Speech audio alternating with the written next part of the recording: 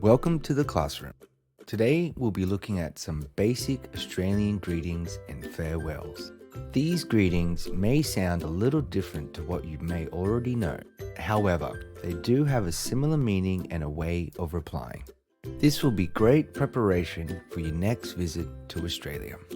Before we begin, please remember to like and share this video to help our channel grow. Thanks for your support. Okay, let's get started.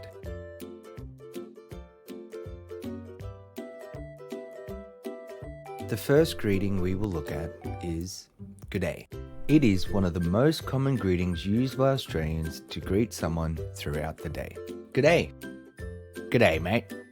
The typical response to G'day is to reply back with G'day, hello, or any other similar greeting.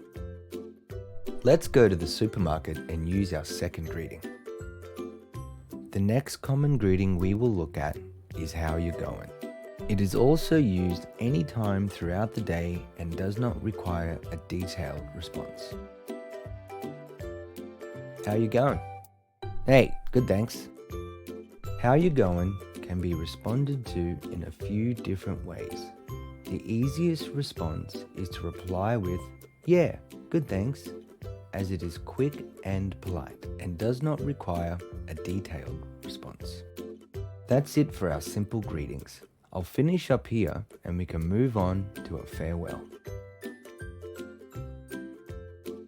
Typically, farewells in Australia are similar to that of other English-speaking countries, such as goodbye. Some subtle differences can be heard in the pronunciation of see you later. See you later, mate. Hooroo. Hooroo is a uniquely Australian way to say goodbye. It can be replied to with hooroo or any other typical farewell. I hope these Australian greetings and farewell will be helpful on your next visit to Australia. Thanks for watching our introduction to Australian greetings and farewells. If you have any questions, leave a comment below.